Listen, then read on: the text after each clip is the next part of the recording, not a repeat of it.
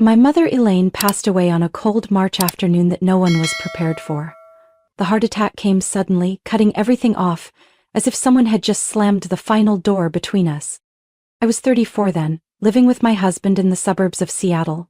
My mother, a widow for nearly 2 decades, still lived in the small house on a hill south of Portland.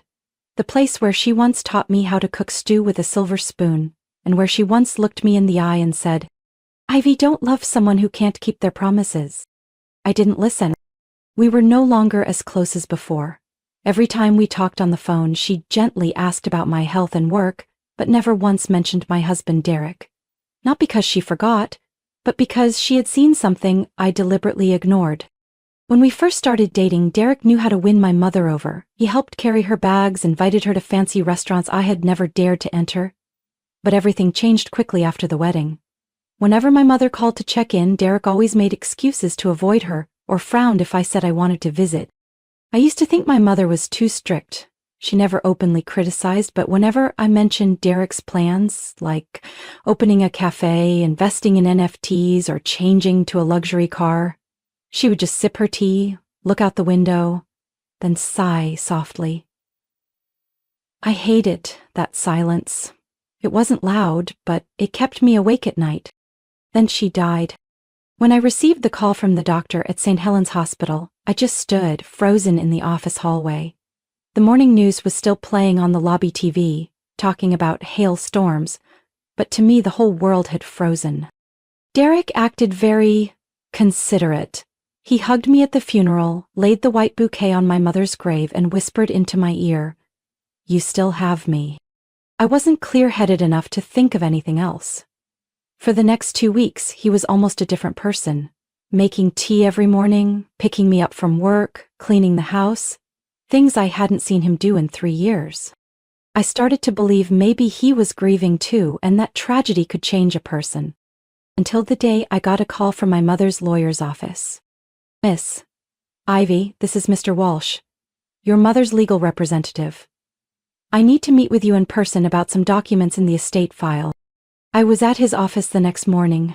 The air smelled of oak and old paper, reminding me of the high school library. Mr. Walsh sat behind a large desk, wearing glasses and reading thick documents, his voice hoarse but clear. "Your mother left all her assets to you, including the house in Portland, a long-term savings account, some stocks and investment funds. The current total value is approximately $580,000. I was pulled back to reality. The small house I thought was just an old place full of memories turned out to be just the beginning of a larger estate than I had imagined. I drove home with an empty mind. But one person was not surprised by the news: Derek. He hugged me, smiling emotionally.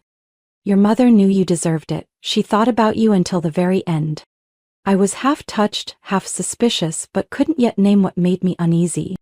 I began to sense a change in Derek just days after the meeting with Mr. Walsh. At that time, I was still vague, not fully understanding the numbers in the asset statement left by my mother. But Derek, he clearly didn't need time to adjust.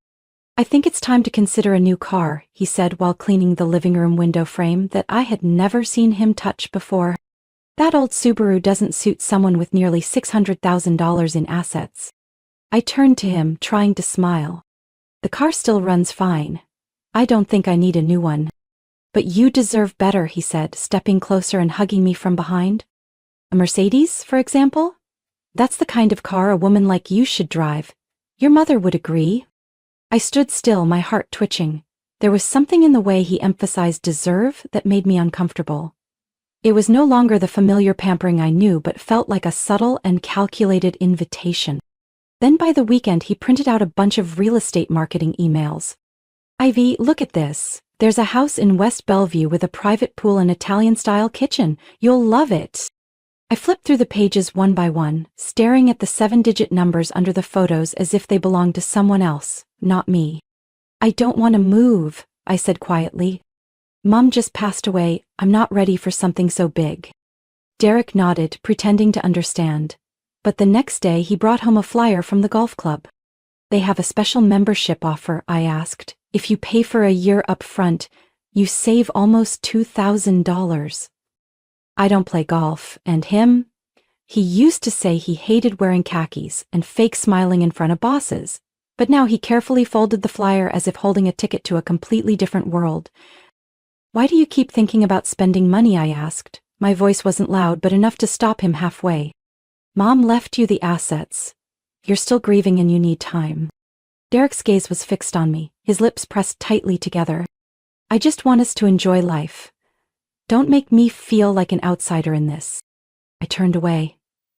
If anyone was the outsider here, it was me, watching my husband shift from a comforter to someone craving what wasn't his. Since then, there were no more morning coffees Derek made for me like in the past 3 years. No more texts asking, "Did you eat lunch?" during work.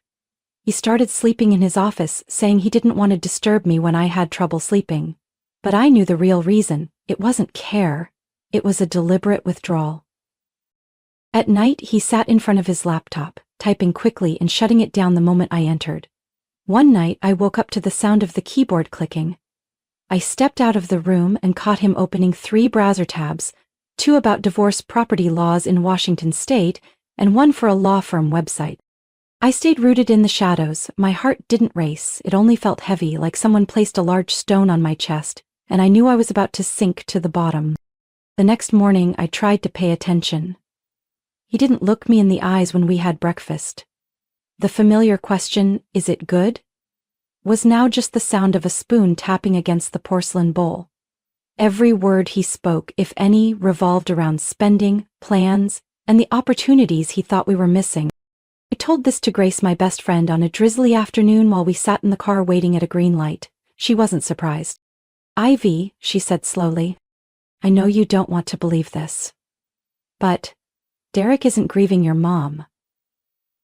He's mourning an opportunity he thinks he could control." I kept quiet. The rain pattered against the car window. I wondered if this was the moment my mother once warned me about with her silent looks long ago. Maybe all her coldness toward Derek wasn't harshness, but wisdom? And did I let the man I chose see the assets before he even saw the pain? A month after my mother's funeral, I was washing dishes in the kitchen when Derek came in, placed the car keys on the table with a cold clack, then leaned against the bar. No eye contact, no greeting. "I think we should separate for a while." I looked up, still holding the plate I was wiping. Those words felt like a bucket of cold water thrown straight in my face, even though I had anticipated this. I set the plate down in the sink and slowly turned to look at him. "Why?" I asked, trying to keep calm. "Because things have changed. You've changed, Ivy." He crossed his arms, trying to sound light as if discussing buying a new TV. "Since your mother passed, you've been colder, distant, and you no longer see me as your partner." I smiled bitterly. "Interesting. You lost your mom less than 2 months ago and you're already planning to change cars, buy a house, and play golf with the boss? And now, since I won't let you touch that money, I'm the one who's changed?" "I didn't say that," he quickly dismissed. "I just think maybe we need time to think things over." "You don't need time," I answered, my voice lower. "You need a way out. And you think I'll scream and beg you to stay?" Derek was speechless. I clearly saw something shift in his eyes. Not regret, but surprise. Surprise that the woman standing before him was no longer the fragile wife he once knew. I pulled a cream-colored envelope from the drawer and lightly threw it on the wooden table. "Before you move out, there's something you should know. This is a copy of the clause in my mother's will." He hesitated, opened the envelope and pulled out a paper marked clearly with orange highlighter. His eyes scanned the bolded sentence. "If my daughter, Ivy, is married at the time of my death, she shall not access any part of the estate until the divorce process is complete. No spouse shall inherit, access, or represent financially any part of this estate." I remained motionless, observing every subtle shift in his expression, from indifference to confusion, then pale as paper. His throat swallowed hard. His hands clenched the paper as if to crush it. "This is real?" he whispered. "The court notarized it, the lawyer's office confirmed. The will is legally binding under Washington state law." "So that means—" He didn't dare finish. "Yes. If divorced, you inherit everything. If not, all the money goes to the charity my mother chose, the National Breast Cancer Research Foundation." He sank into a chair, his face as white as a sheet. Your mother planned this ahead? She knew who was with me for me, and who was there for what they could take. She set a trap for me, Derek muttered, still in disbelief. No, I said, looking straight at him. She protected me. Maybe that was the last time she did that for me, and the most effective. He rubbed his forehead, so silent I could hear the dishwasher running in the corner of the kitchen. I don't really want a divorce, he finally said. I just thought you needed a push, some distance to look things over. You think threatening to leave me will scare me into sharing the money? I interrupted. No response, but his eyes said more than any excuse. And in that moment I felt like the person on stage, the spotlight exposing the mask of the man who had slept beside me for 3 years. I'll contact my lawyer tomorrow morning, I said, my voice so calm even I felt distant. You can stay in the living room for a few days while you pack, but all financial access is locked. Derek said nothing, just stared at me, eyes empty. Maybe for the first time he could no longer play the perfect husband. The curtain fell, the act was over. I sat in my mother's study, still smelling the lavender oil she used every night, flipping through the papers in the old wooden box that Mr. Walsh had sent with the will. Among the documents, I found a thick journal, carefully bound, every page handwritten in neat black ink. The first line on the cover page made my heart slow. Ivy, if you find this journal, it means I'm no longer by your side. But I have never stopped protecting you. Drawing in a steady breath, I started reading. The first page was a list. No title, no explanation. Just dates and brief notes. April 2021, Derek asked Mom for $40,000 to open a cocktail bar in Belltown. Declined. August 2021, Derek took Ivy out to dinner. Suggested Mom co-sign a bank loan to invest in land in Boise. Declined. January 2022, Derek messaged privately asking if Mom was interested in a new NFT project he was very confident about. Declined. No reply. The list went on. I flipped through each page, each note cutting into me like a knife. Mom had seen clearly what I refused to. Derek's unusual eagerness for money. Not just mine, but anyone's money, he thought he could exploit. One page in the middle of the journal had a longer handwritten passage, different from the earlier notes. As if Mom was no longer writing for herself, but starting to write for me. You once asked me why I didn't bless your husband's dreams. I didn't answer because I knew that when you're in love, you don't hear warnings. But I have a deep feeling that he sees you as a door to something else. Not love, but gain. And if I'm wrong, you will forgive me. But if I'm right, I have prepared. I sat frozen, the desk lamp casting light on that delicate yet firm handwriting. It was like Mom was sitting right in front of me, looking at me with the eyes that once made me sulk as a child. The eyes that said without words, she saw through what I was trying to hide. I thought of all the times Mom gently declined Derek's offers, the furrowed brows when he bragged about plans to open a creative studio or import Italian wine, though he had no experience other than weekend drinking. I used to think Mom was too strict, that she was imposing a perfect mold on the one I loved. Turns out she was just watching, taking note, quietly building a fence. I remembered our last conversation, a few weeks before she passed. At that time, Derek had just been denied a business loan by the bank and suggested I borrow from Mom one last time. I called, hesitant, not even finishing my sentence before Mom cut me off. Daughter, I'm always willing to help you, but when it comes to Derek, I'm sorry, I cannot support things I don't believe in. At that moment I felt hurt, angry too. I thought she refused because she didn't trust me. Now I understand she was trusting me differently. Trusting that one day I would see the truth, and that by then I would need a plan already ready. The room felt quieter as I closed the journal and held it to my chest. I held back tears and panic alike. All I could sense was this. Mom was still with me. Derek thought he had everything under control. He assumed I would weaken, would share the money for the years we lived together, but he didn't know that my mother, a lifelong accountant of principle and clarity, had quietly written a script in which he was only a wrongly cast supporting role. And that role was now coming to an end. Derek didn't surrender easily.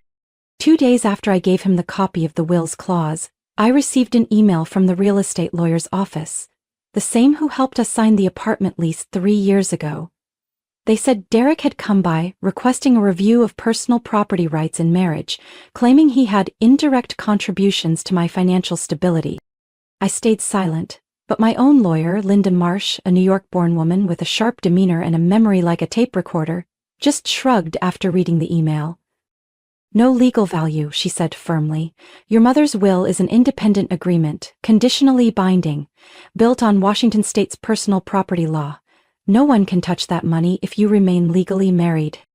Derek then sought out another lawyer, a former MBA classmate now working at a small Tacoma firm. They tried to focus on his emotional and psychological contributions to the marriage, but all arguments fell flat. Because my mother didn't just prepare me mentally, she prepared the law. The will was established 2 years earlier, past 3 rounds of legislative expert reviews, no loopholes, no mistakes, not a single phrase could be twisted. And when the court reviewed the file, the judge made it clear. This estate is personal property, granted under specific conditions. The current spouse has no financial rights of any kind if the conditions are unmet. Derek said nothing after that hearing. He left the court with a face cold as ice, clutching his leather briefcase. 2 weeks later, he officially signed the divorce papers. Silence filled the space where claims should have been, replaced only by a hurried signature at the bottom. I think he understood. Whatever he dragged on only made him look worse. Derek left the apartment with his 2013 Toyota Corolla, a gym bag, a few suits, and more than $9,000 of debt from 3 credit cards he hid from me. I kept everything my mother left, the house in Selwood, 2 long-term savings accounts, and a share in the real estate company she had quietly invested in. I used to think divorce was failure, the final fall, but when the man you once shared a bed with calculates your worth, the only real failure is the trust you gave to the wrong person. The day Derek moved out, he left a short handwritten note. "I'm sorry. I was blinded. You deserve much better than this. I wish you happiness."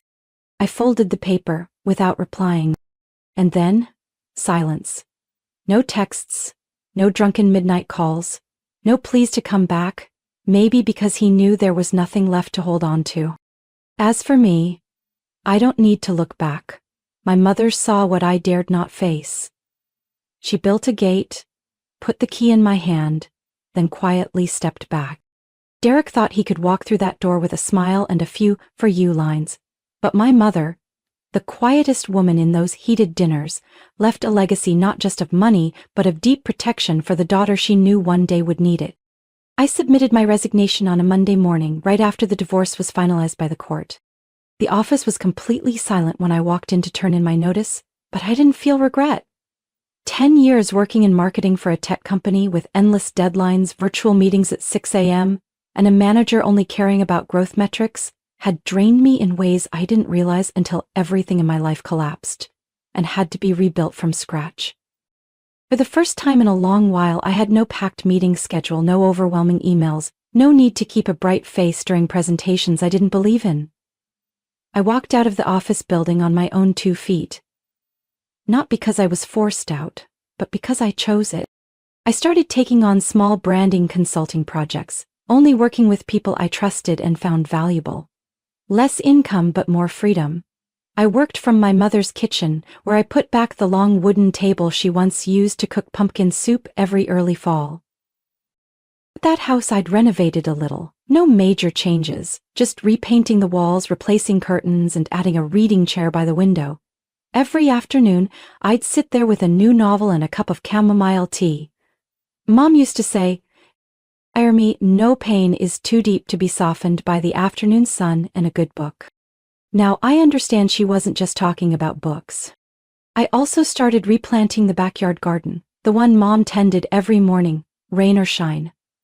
I replanted lavender bushes, cherry tomatoes, and mint, exactly where they used to grow. When watering, I often talked to myself, as if Mom was still listening somewhere behind the grapevine, climbing over the wooden fence. That very garden sparked a small idea.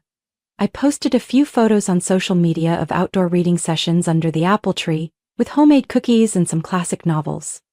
Unexpectedly, the post got lots of positive comments, mostly from middle-aged women in the neighborhood who had known Mom or heard about her from church charity events.